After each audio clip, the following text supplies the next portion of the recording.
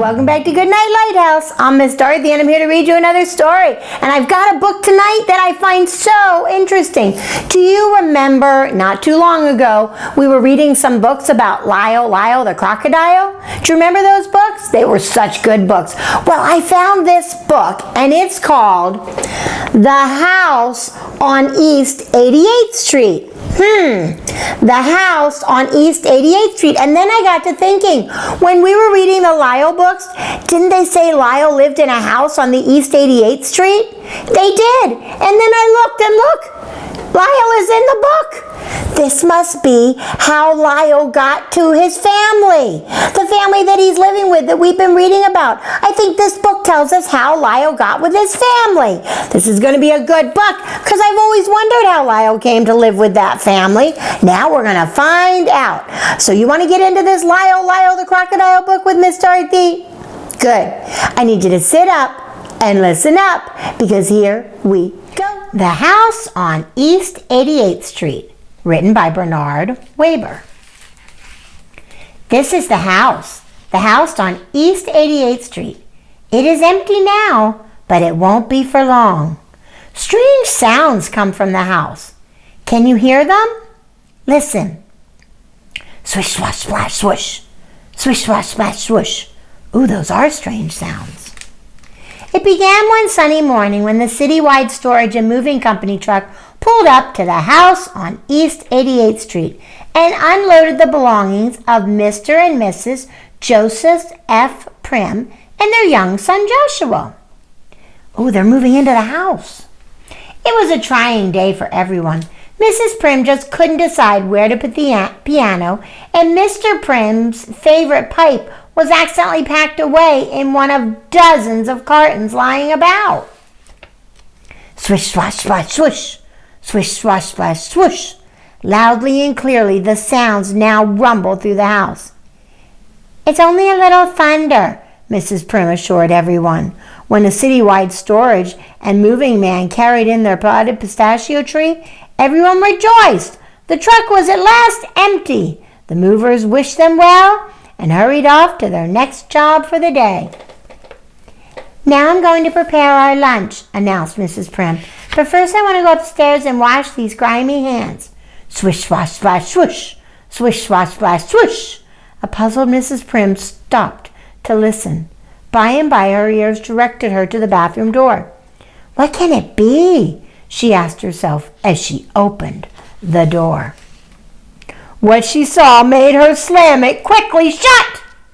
Mrs. Primm knew she was going to scream and just waited for it to happen. But she couldn't scream. She could scarcely even talk. The most Mrs. Primm was able to manage was the sharp, hoarse whisper of a voice which she used to call Mr. Primm. Joseph, she said, there's a crocodile in our bathtub. Mr. Primm looked into the bathroom. Oh, look, there is a crocodile in their bathtub.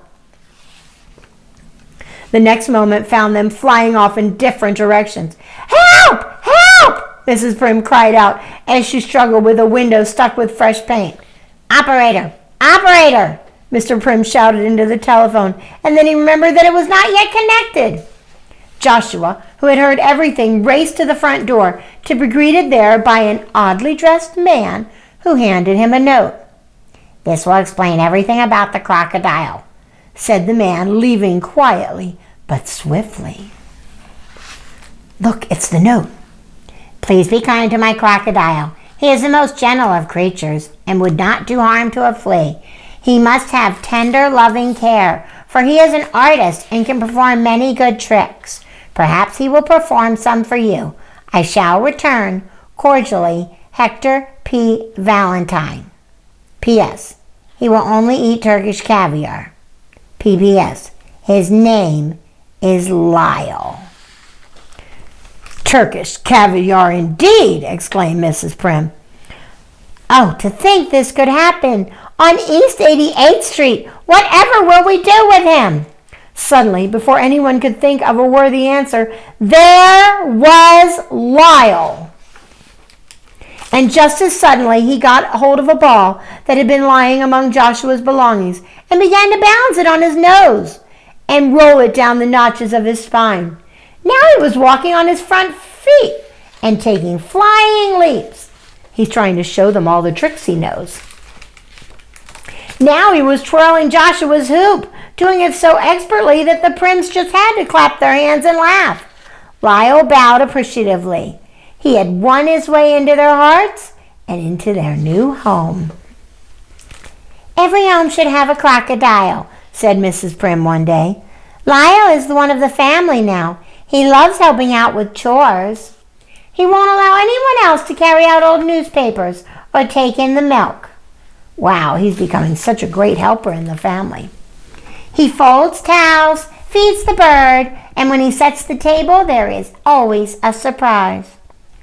I had only to show him once how to make up a bed. He's a very good worker." People everywhere stop to talk with him. They say he is the nicest crocodile they have ever met. Lyle likes to play in the park. He always goes once around in the pony cart. And now he has learned to eat something besides Turkish caviar. Lyle is a good sport. Everyone wants him to play on his side. He's really good at the game. Everybody wants to be on Lyle's team. He is wonderful company. We take him everywhere.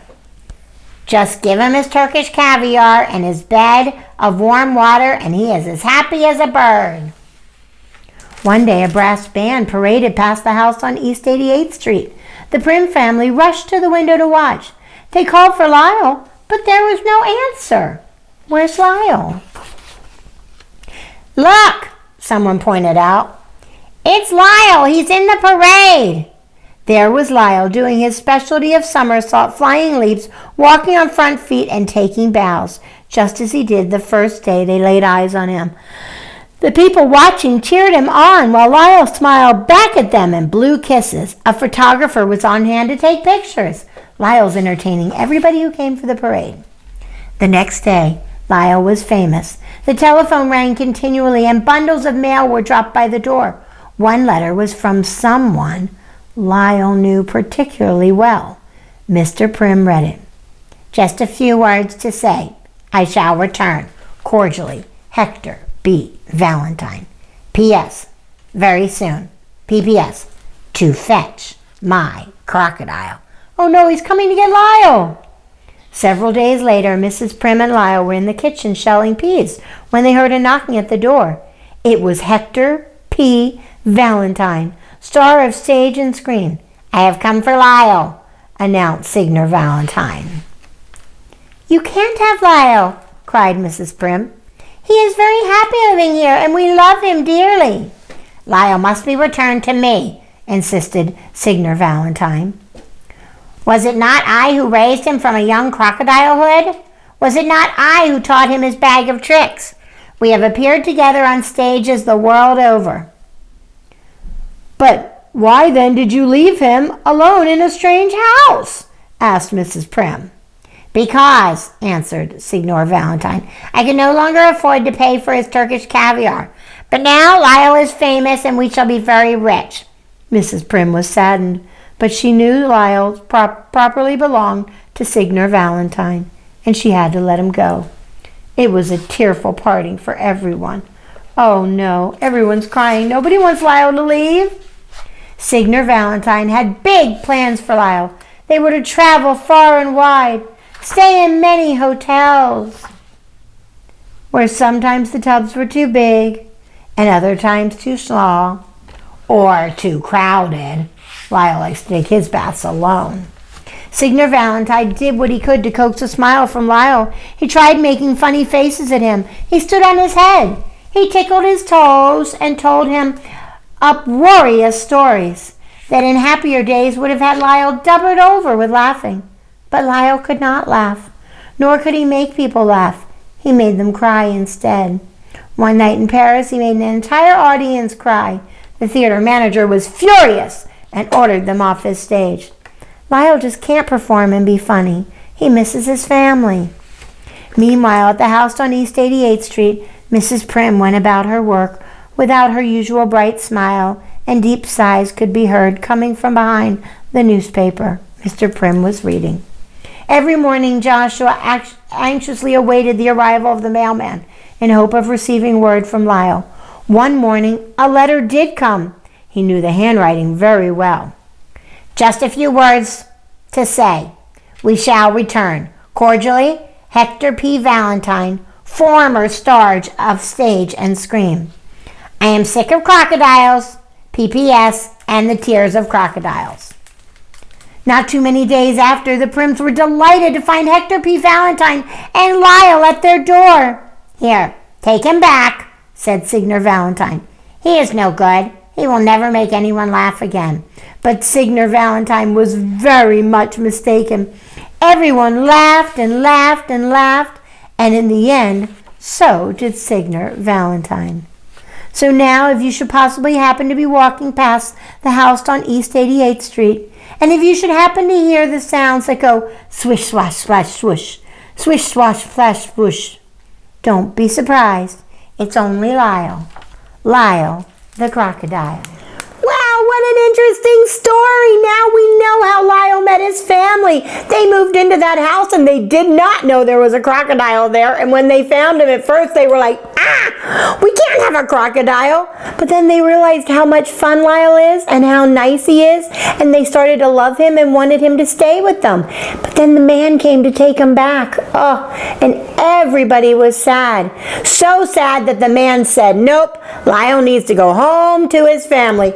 And he did. And now he's living in the house on East 88th Street. This was such a good book. I'm so glad we learned how Lyle got with the Primm family. I've always wondered, and now I know. This was a good book, and now it's time for all my little crocodiles to head off to bed with your family. I need you to get under your covers, get cuddled up, curled up, ready for a really good night's sleep. And tomorrow, when you're playing around your neighborhood or around your house with your family, make sure you do something really important that all good little crocodiles know how to do.